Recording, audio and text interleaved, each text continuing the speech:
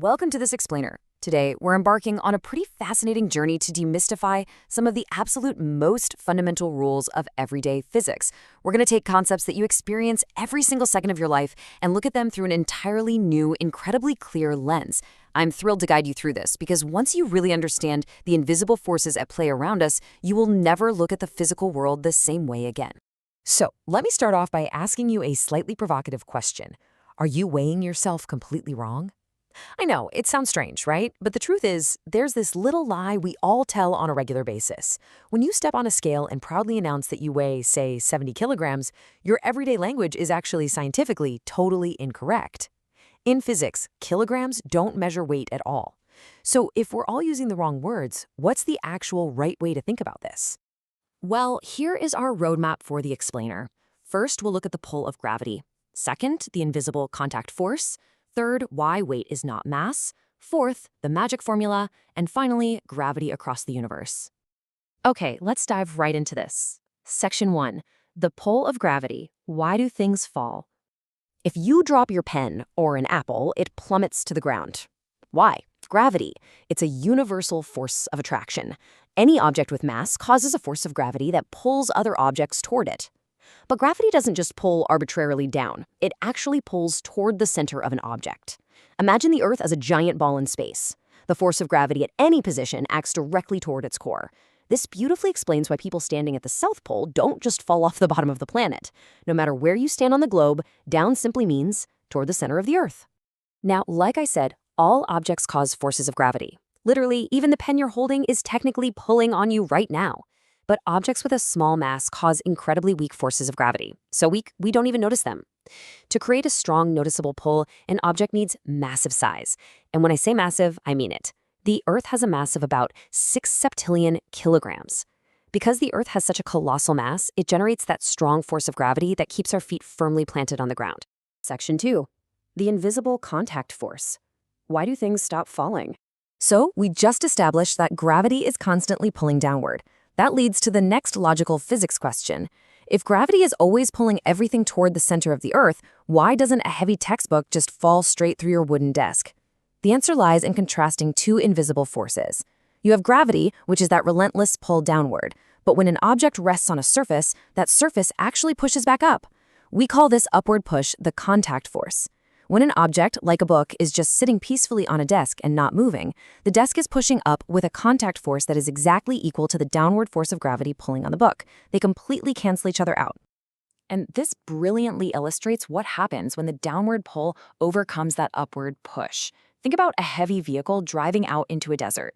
Sometimes the downward pull of an object is simply too large for a surface to handle. The contact force of that soft, shifting sand, it just cannot push up with enough strength to match the immense downward force of the heavy car. Because the downward force is greater than the upward contact force, the surface gives way and the vehicle sinks right into the sand. Right, let's move to section 3. Weight is not mass. The big reveal. This is the absolute crucial point of our explainer, where we untangle the biggest everyday misconception out there. It is time to definitively separate weight from mass. Earlier, I mentioned that saying I weigh 70 kilograms is wrong. People constantly confuse mass with weight. If you point to your luggage at the airport and say, the weight of my bag is 10 kilograms, you're making a scientifically false statement. Kilograms do not measure weight. The correct sentence, the one a physicist would absolutely insist on, is, the mass of my bag is 10 kilograms. To really cement this in our minds, let's compare them directly. Mass is simply the quantity of matter in an object. It's the sheer amount of stuff an object is made of. It is measured in kilograms, and, this is key, your mass never ever changes, regardless of where you go in the universe. Weight, on the other hand, is completely different. Weight is actually a force. It measures how hard gravity is pulling on that mass. Because it's a force, it's measured in newtons, not kilograms. And because gravity can be stronger or weaker depending on where you are, your weight absolutely changes by location. Just to give you a tangible anchor for what a newton actually feels like, consider a standard apple. The downward pull of gravity on it gives it a weight of about 1 newton. It's a very gentle pull.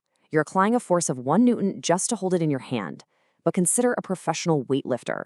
The combined mass of those metal plates is huge, meaning gravity pulls down on them with a force of about 1,000 newtons. You can literally see the extreme effect of that 1,000 Newton force physically bending the solid metal bar. Which brings us to section 4, the magic formula, connecting the dots. Now that we know mass is the stuff and weight is the pull, how do we actually translate one into the other? The relationship is beautifully simple when you think of it as a formula triangle. On Earth, the force of gravity pulls with a strength of 10 newtons on every single kilogram of mass. So the equation is just weight equals mass times 10. A formula triangle visually organizes that equation for you. If you want to find weight, you cover it up and you're left with mass times 10 at the bottom. If you want to find the mass, you cover that up and you're left with weight divided by 10. It lets you instantly solve for whatever piece you're missing.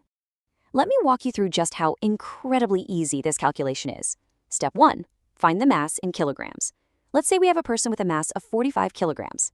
Step 2. Multiply by Earth's gravity strength, which is 10 newtons per kilogram. Step 3. Calculate the resulting weight. 45 times 10 equals 450. So that 45 kilogram person experiences a gravitational force, a true weight, of 450 newtons here on Earth. See? You're already doing physics. All right, section 5, gravity across the universe, the cosmic stress test. We are leaving Earth.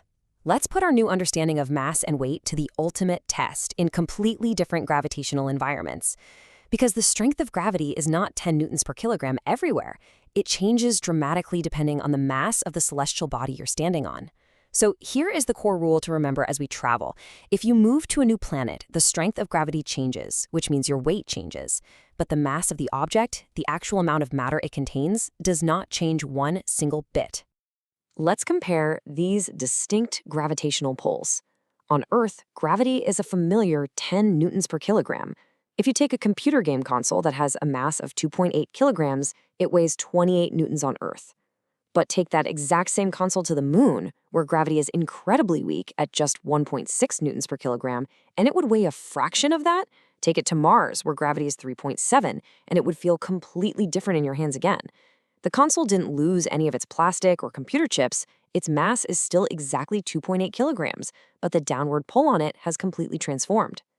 But what if you went the other way? Jupiter is the largest planet in our solar system, and its gravity is a staggering 25 newtons per kilogram. If you placed a person with a mass of 100 kilograms on Jupiter, their mass remains exactly 100 kilograms. But using our magic formula, 100 times 25 gives us a crushing weight of 2,500 newtons. It proves definitively that while your mass is a permanent fixture of who you are, your weight is highly adaptable to your cosmic surroundings. I want to leave you with this final, kind of provocative thought. If you travel into the deepest, darkest void of space, far away from any planets or stars, the gravitational pull approaches zero. In that environment, your weight becomes zero. You are genuinely weightless. But are you ever massless? The answer, of course, is no. You still exist, your atoms are still there, your quantity of matter remains exactly the same. Mass is an intrinsic, beautiful, unchangeable property of reality. Thank you so much for joining me on this explainer to uncover the invisible forces that shape our universe. Keep questioning the world around you, and I'll catch you next time.